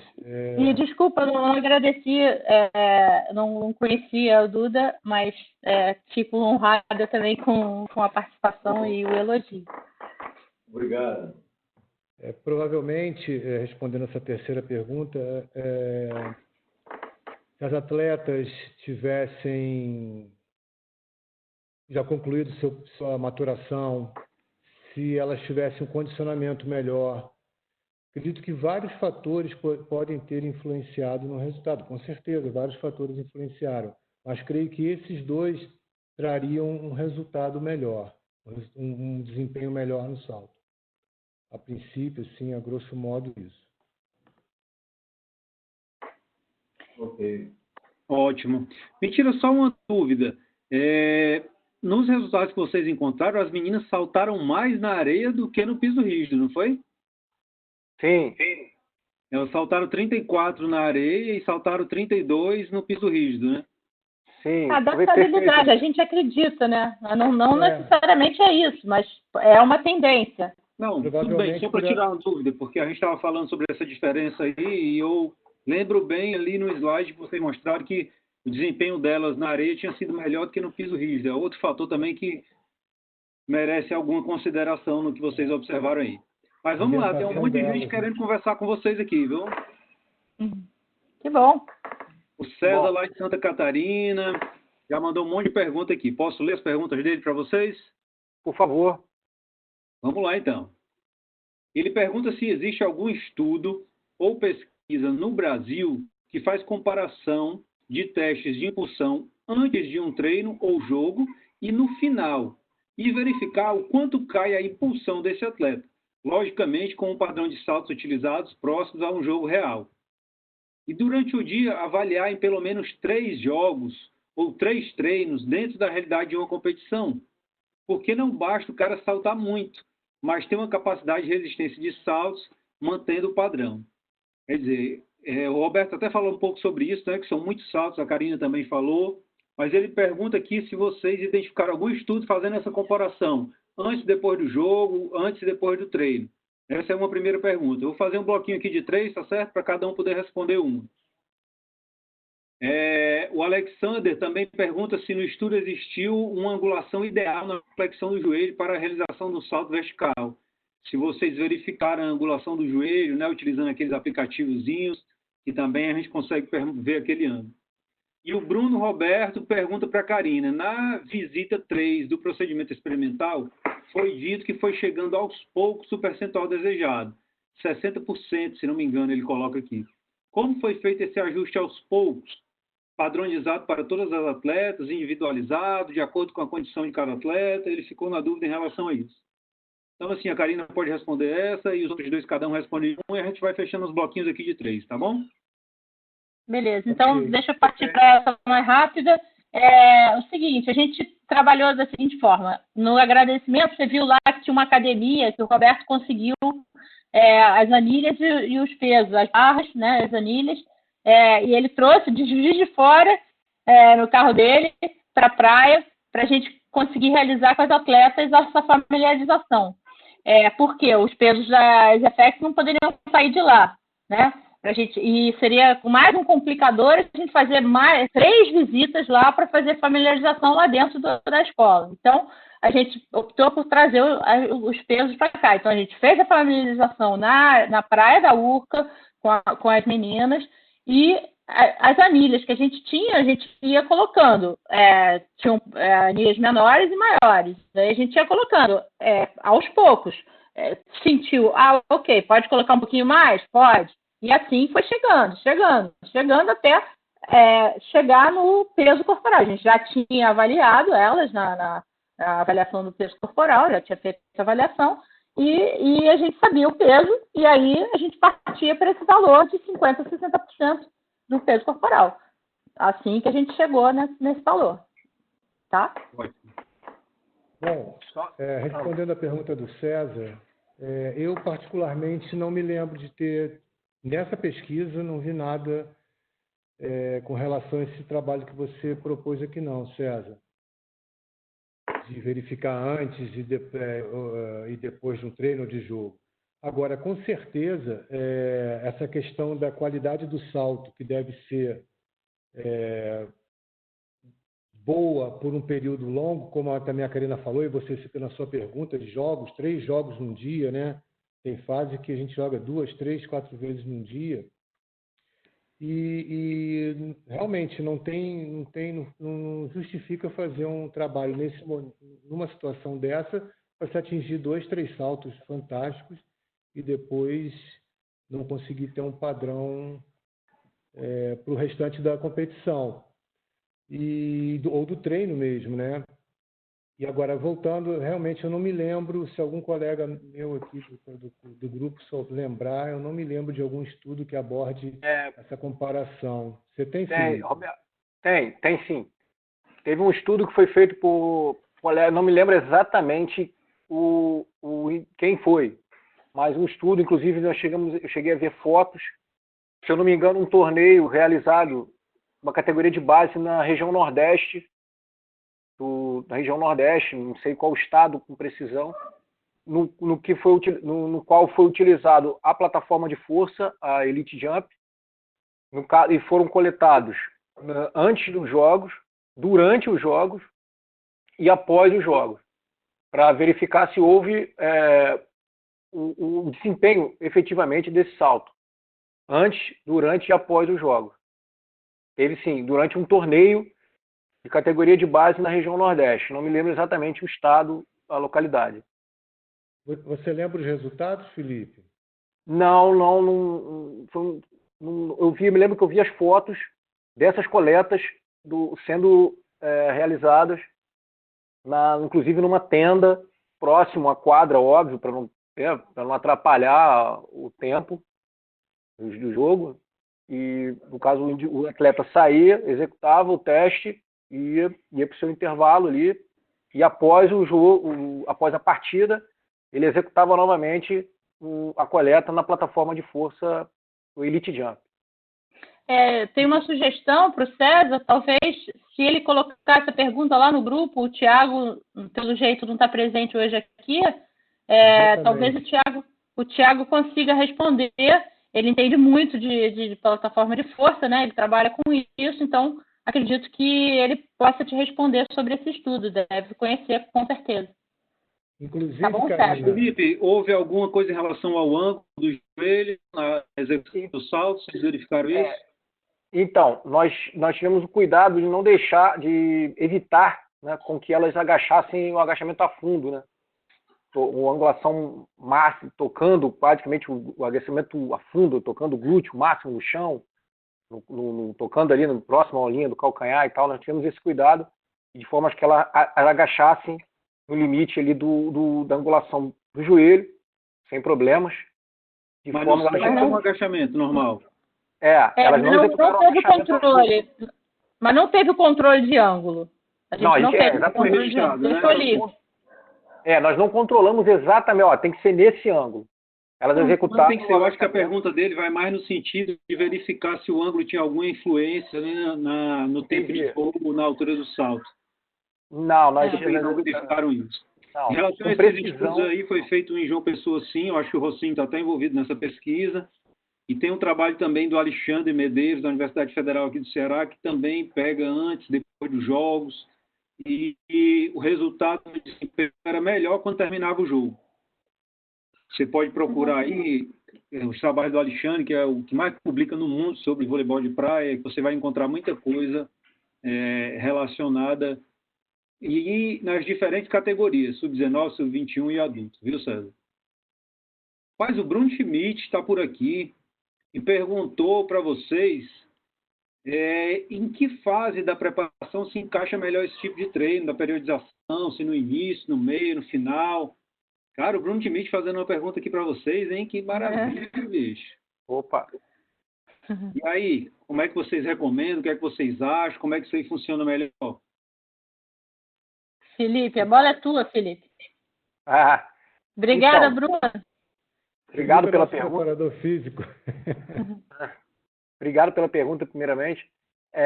Então, esse protocolo que nós utilizamos, essa ideia de se trabalhar no aquecimento, nós colocaríamos no início, lá na preparação geral, de formas que elas executam um exercício que é um exercício de preparação geral, que é o agachamento livre, é um exercício de força básico, e ele é realizado como aquecimento, em se tratando de seu exercício de força de caráter básico, e diversas modalidades utilizam, diversas categorias utilizam. As atletas já devidamente adaptadas realizariam lá na preparação geral, ou seja, lá no início da preparação. Respondido? Beleza, Filipão. O Felipe já respondendo algumas perguntas aqui no chat, do Arthur, não tem o nome completo dele aqui, só aparece o sobrenome. O Bruno Roberto também, falando um pouco aqui sobre areia. E tem uma pergunta aqui que é uma pergunta clássica, né? Quando a gente fala desse negócio de piso duro na areia, e o cara foi direto ao assunto aqui. Ele perguntou para a gente o seguinte: vale a pena fazer trabalho pliométrico na areia se há uma dissipação de força, ou é melhor fazer no piso duro e esperar a manifestação desse reflexo miotágico durante o jogo, durante a execução do salto, no momento da atividade em si? E aí, o que é que vocês acham disso, meus amigos? Vale a pena fazer pliométrico na areia ou não? Quem vai? Roberto, Karina? Bom, cientificamente eu não posso responder, que eu não me aprofundei nesse assunto, não é a minha área. O Felipe talvez tenha algum comentário interessante, eu só posso responder que, na prática, eu fiz, coincidentemente, quando eu joguei com a Sandrinha, quando a Sandrinha começou a jogar vôlei de praia, a gente treinava. O Valder deve conhecer, se o Valder está assistindo aí, deve conhecer o Elirês, lembra do Elirês ali da escola? ele fazia um treino maluco com a gente. Ele fazia uns treinos de pliometria mesmo, saltava de um toco da madeira lá, de um toco que veio na Baía de Guanabara, a gente saltava, caía na areia, saltava de novo com a roupa toda encharcada de água, com sobrepeso, né? Sobrecarga. E, olha, nunca saltei tanto na minha vida, a gente voava. A gente voava. Assim, muito bom. Então, assim, cientificamente, passou a bola para o Felipe. Então, obrigado pela oportunidade da pergunta. Realmente, a literatura diz que trabalho realizado pliométrico na areia, ele dissipa a carga. Piso instável, ele vai dissipar o CAI, né? O círculo, alongamento e encurtamento, ele dissipa essa energia. Então, seria o que a literatura preconiza, esse trabalho como preparação, como treino, como sessão de treino, ser realizado no piso rígido. E, no caso, no ambiente de jogo, aí sim, é óbvio, ele vai estar na quadra de areia. Mas, como treinamento, não com o objetivo de se aumentar, de ter ganho de desempenho, ser praticado no piso rígido porventura, né, por ocasião de dissipação de carga, de energia na areia. Isso é o que a literatura afirma, inclusive já debatido, inclusive em sala de aula lá na ABT, né, pelos grandes mestres lá presentes. Foi debatido isso em outras especializações que eu já tive a oportunidade de participar. Foi abordado esse tema, inclusive nós já, durante alguns encontros nossos no grupo, durante a execução não só desse trabalho, mas em outros, foi debatido esse tema, mas mesmo assim nós insistimos em fazer mais a pergunta em relação à pliometria realmente. Na areia, devido à instabilidade, ele corta o CAI, circuito alongamento e encurtamento. O Alexander Viana aqui Fragoso diz que a pliometria tem que ser feita no meio em que você irá atuar. O que vocês acham?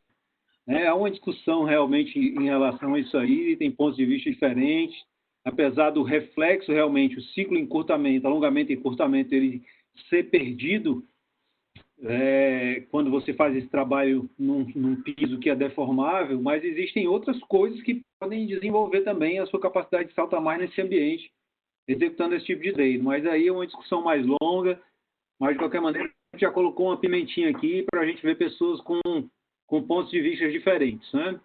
Vamos ver o que é que nós temos mais aqui. O Alexandre também pergunta se quanto maior a intensidade, né, utilizada ali no treino do salto, se faz necessário um intervalo maior. O que é que vocês acham, né, Felipe? Se você utilizou uma carga muito alta ali, né, para estimular esse potencial pós-ativação, eu vou precisar do intervalo maior. Tem alguém perguntando aqui também o intervalo que foi dado entre o teste na areia e o teste no solo rígido. Se foi feito no mesmo dia, se teve uma diferença no outro. Se vocês puderem explicar isso aí também, acho legal. Teve uma diferença. A gente colocou lá uma semana de diferença entre um e outro, para poder garantir que não tivesse influência nenhuma. Show.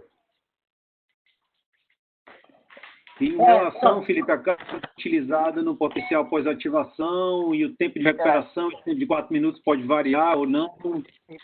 Então, Oliveira, obrigado novamente aí pela pergunta. Como foi citado, realmente é uma linha tênue entre fadiga e desempenho, e potencialização. Então, esse intervalo ele vai ditar realmente se vai haver a potencialização, o que a gente quer, ou se vai entrar em fadiga, ou se o resultado não houve fadiga, ou seja, ele não se dissipou essa energia, essa potencialização, essa fosforilação, não houve tempo suficiente para haver esse desempenho. Ou se houve a fadiga, o indivíduo realmente não conseguiu chegar ou já está fadigado. A literatura diz que de 2, tem artigo que fala em 15 segundos, e no caso outros artigos onde houve presença de potencialização com 25 minutos. Uma carga extremamente, né, alta, indivíduos do alto rendimento, adultos, houve o resultado positivo com 25 minutos.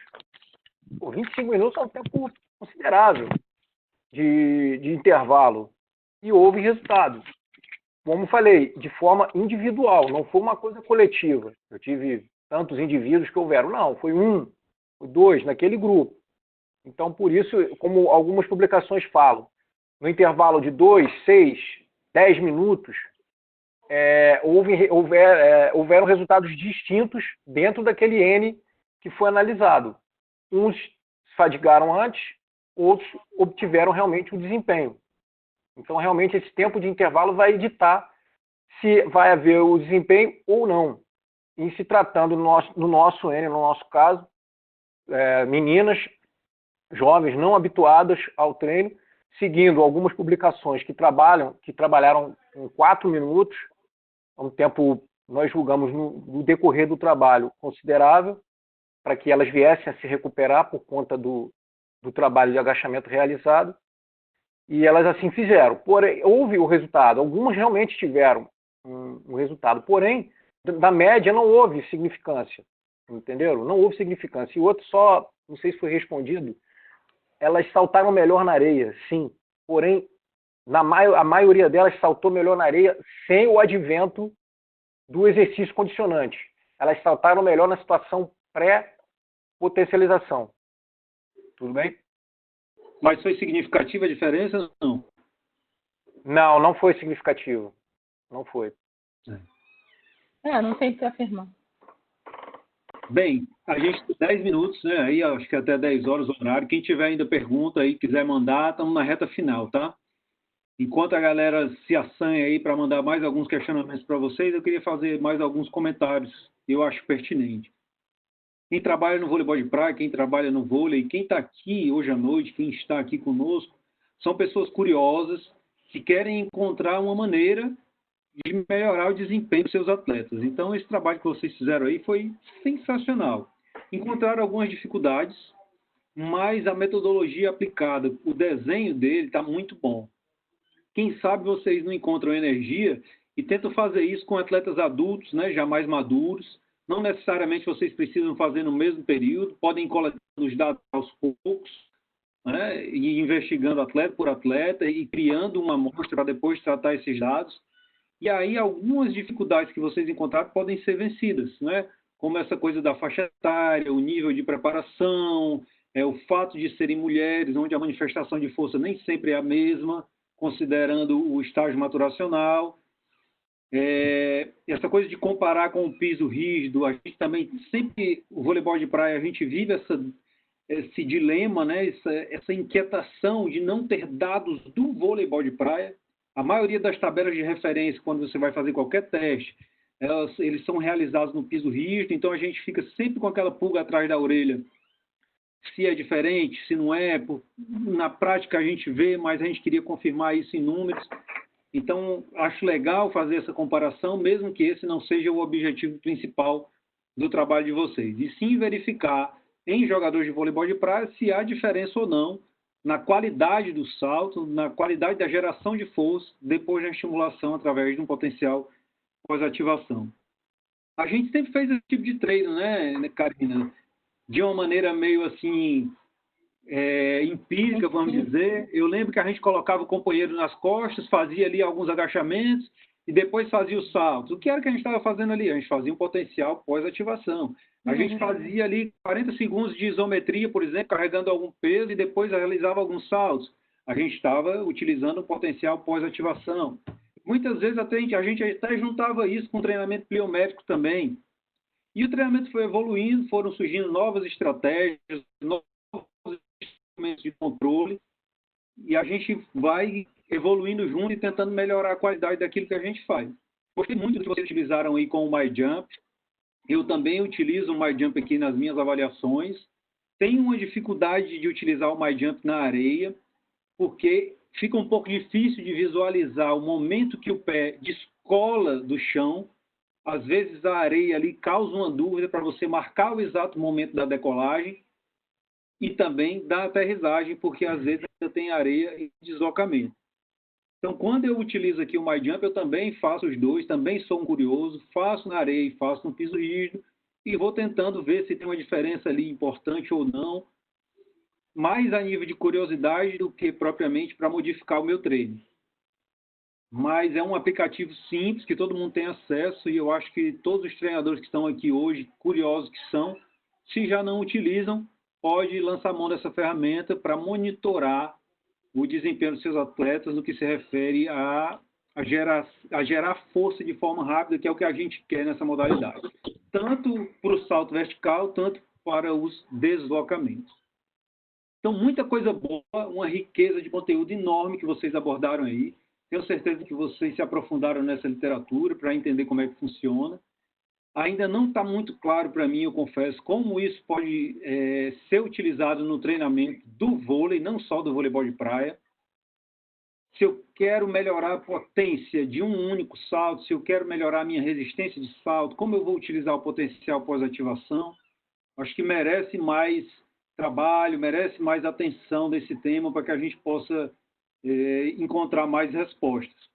Mas, sem dúvida, é um método de treino que é amplamente utilizado, não é uma coisa nova, ele só foi se adaptando, como a maioria dos métodos de treino que a gente utiliza hoje. Às vezes você acha que é uma coisa nova e quando você vai dar uma olhada, aquilo já foi feito há 10, 20 anos atrás. São aqueles exercícios que vão entrando e saindo da moda e vão voltando só remodelados. Mas eu gosto, costumo usar, mas ainda tenho muitas dúvidas de como a gente pode utilizar ele na prática mesmo da nossa modalidade. A gente caminha hoje para um treinamento mais eficaz, um treinamento mais inteligente, que poupa o atleta, tirando dele o máximo que ele pode dar. Antes a gente treinava sempre cansado, e hoje a gente vem com uma nova filosofia de treinar o atleta descansado, para que ele possa produzir o máximo possível. Claro que em alguns momentos você não quer uma recuperação total, quer uma recuperação parcial, depende muito do que você quer desenvolver. Mas, de uma maneira geral, o treinamento tem ficado mais inteligente. E estudos como esse aí de vocês nos ajudam a refletir mais sobre a prática, a aprender um pouco mais e só vem agregar mais valor ainda para o trabalho que a gente desenvolve nessa modalidade tão vencedora e tão apaixonante que é o voleibol. Certo? Então, assim, agradeço por vocês me permitirem estar aqui, me dar esses minutinhos aí para comentar o que vocês produziram. Mais uma vez, dar os parabéns. E a participação aí desses professores que fazem parte do grupo de treinadores que forma novos treinadores. Eu fico muito feliz em poder estar participando com essas pessoas aqui e ver também o tempo e o carinho que eles disponibilizam para o voleibol. Tá aqui hoje à noite discutindo, debatendo, sugerindo, para também colaborar com a experiência e o conhecimento deles para que todos nós possamos evoluir juntos. Esse time de grandes profissionais que fazem o nosso voleibol um voleibol campeão. Certo? Então, Carlão, faltam aí 5 minutinhos, tá bom? Eu encerro aqui a minha participação, deixo você conduzir aí os ritos finais, digamos assim, né? Para a gente encerrar mais esse excelente momento que foi esse nosso bate-papo aqui de hoje à noite. Oliveira, eu só tenho a agradecer e falar que você faz parte desse grupo seleto de instrutores da CBV agora também, né? Pelos trabalhos que você tem feito no voleibol e também pelo seu conhecimento e pela sua capacidade. Parabenizar a sua mediação fantástica, entendeu? Você deixou os meninos à vontade, os meninos de forma carinhosa, para o Roberto, para a Karine, para o Felipe e para a Deise aí. Né? A gente, quando tem carinho com as pessoas, a gente chama de menino ou de filho ou coisa parecida, né? É a expressão maior do carinho que a gente tem. E a gente não pode ter mais do que isso, do que carinho e agradecimento. Assim, o grupo está muito bem fundamentado, né, Oliveira? São professores pesquisadores bem fundamentados. Então, a consequência é um trabalho bem feito, né? E também gostaria de registrar aqui, Oliveira, eu acompanhei a sala, os participantes da sala aqui, e uma surpresa muito grande e gratificante, né? A gente tem que separar bem o voleibol de praia e o voleibol de quadra em termos de treinadores que a gente tem no vôlei de quadra é imenso, até pela maturidade do voleibol de quadra. Mas você fazer uma sala de aula com treinadores de voleibol de praia, tá certo? E a gente atingir um pico aqui de 90 participantes, isso é muito gratificante. É gratificante porque a gente sabe que o número de treinadores de vôlei de praia, além de interessado, está crescendo, né? Está crescendo e contribuindo para a manutenção, né? O voleibol de praia é sub-21, fazer igual o Rossini falou naquela palestra, mas é um sub-21 que já tem diversas medalhas olímpicas aí, né? É um menino precoce, né? É um menino precoce o vôlei de praia. A gente tem muito orgulho disso. Agradecer a participação do João, agradecer a todos esses professores, pedir desculpa, o meu telefone não parou aqui, de gente reclamando que não estava conseguindo entrar, que não recebeu e-mail. Eu tentei contornar algumas situações aqui, eu vi que alguns entraram aí. Pedir desculpa, sim, mandam e-mail falando que está tendo dificuldade, a gente vai tentar acertar essa comunicação direitinho, para que todos possam ter acesso a esses momentos maravilhosos que a gente tem, né? É um momento ao vivo com vocês, com pessoas capacitadas, igual o professor Oliveira, e eu acompanho o chat aqui também é uma outra aula que a gente tem à parte aqui, né? Uma falada e outra escrita aqui, que são pessoas competentíssimas, com perguntas de gente que tem um conhecimento científico da coisa muito grande, né? E, assim, só usando aqui o Leandro também, que é um estudioso nato, ele fala aqui que fazer mais pesquisas no voleibol de praia. Eu concordo com ele plenamente. Quanto mais pesquisa tiver, mais capacitados vão estar os nossos profissionais. E esse grupo aí acho que está motivando. Esses grupos que vocês têm apresentado trabalho aí nessa nossa sala da CBV, tem motivado muita gente a fazer, opa, eu posso estudar, eu posso pesquisar, eu posso dar 10 passos à frente, né? Está servindo de motivação para os nossos professores, que tem espaço para todo mundo, né? Tem espaço para quem gosta de voleibol e para quem quer pesquisar e contribuir de forma significativa para o nosso voleibol de praia. Agradecer a presença do Rada, do Virgílio, fantástico. Carlão. Oi? Carlão. Oi, Rada. Eu tenho ficado muito preocupado com essas palestras de terça e tal, porque eu acredito que eu tenha o mesmo problema que possa acontecer com o Duda e com o João. É que quando eu faço assim, né, eu tenho aqui o César, que foi meu juvenil. Eu tenho aqui uma das pessoas mais maravilhosas que eu conheci no voleibol, que é a Karina, que eu conheci quando ela tinha 14 anos, jogando no Flamengo, antes de ir para Bradesco. E eu tenho aqui o filho da Viviane, o Marco Ripper, né, que eu peguei no colo. Então, se por um lado é muito bacana ver que eles todos cresceram, por outro lado é muito ruim ver que se eles cresceram muito, eu também cresci muito mais.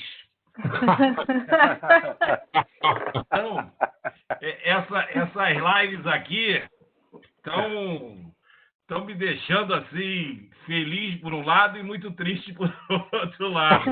Mas é muito gratificante, e eu tenho certeza que principalmente o João e o Duda, que constantemente estão trocando de turmas nas suas faculdades, nas suas universidades, o quanto é gratificante de ver novas gerações surgindo, né, vindo de atletas que foram nossos atletas, e hoje já tem até geração de filhos de nossos atletas. É muito gratificante isso, né? E é bacana porque eu digo sempre aqui, é uma troca de conhecimento, é uma troca de experiência espetacular.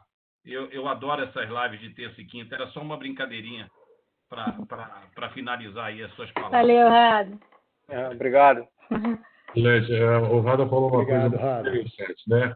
E eu contemplo todo mundo aí. Eu acho que a nossa realização maior é justamente quando o Radamés foi técnico de seleção e diversos técnicos aí estavam no seu auge, realmente eles estavam em crescimento. A gente chega num ponto que a satisfação que a gente tem é de ver as pessoas crescendo. Eu fico feliz de ver a carinha alegre do Rada, que eu sei que ele pensa assim. E nós, da CBV, nós estamos muito satisfeitos com isso, que a gente está vendo que tem gente vindo, gente boa, gente crescendo. Isso é o nosso voleibol, isso é a magia do nosso esporte. Tá? Virgílio, não vai falar nada não, Virgílio?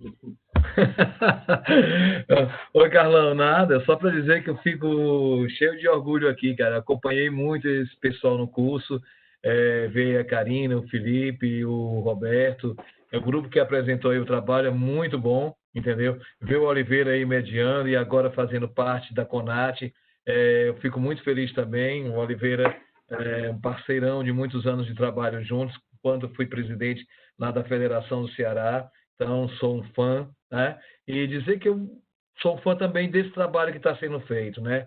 E quando a gente vê esse trabalho do vôlei de praia aqui, com esses ícones do vôlei de quadra participando e colaborando com esse crescimento, a gente só pode dizer muito obrigado à CBV por proporcionar a gente esses momentos, tá? Então, a gente fica muito feliz e espere que esse trabalho tenha uma duração ainda por tempo indeterminado, tá? Boa noite a todos e um carinho muito grande para encerrar aí mais essa apresentação.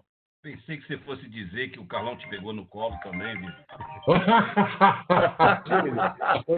Não vai ter cheiro, não, Rada, quando você estava falando aí, eu comecei a olhar, né? O Rada é bem mais velho do que eu, né? Vocês sabem disso, entendeu? O Rada e o Carlão. Mas eu comecei a olhar para o lado e eu olhei com o Vinícius, né? Pô, eu vi o Vinícius jogando sub-17, sub-19, e torneios que a gente organizava. Hoje já vejo o Vinícius aqui, professor, e que estava palestrando na semana passada aqui com a gente, entendeu? Então, realmente, o tempo é inexorável, não tem jeito. Mas a gente só fica feliz. Fala, Carlão. Ainda também, tá vendo a carinha de sorriso dele ali, ó? A gente fica muito feliz, muito feliz. Boa noite. Boa noite, gente. Boa noite, gente. Cheiro no coração de toda a Pereira.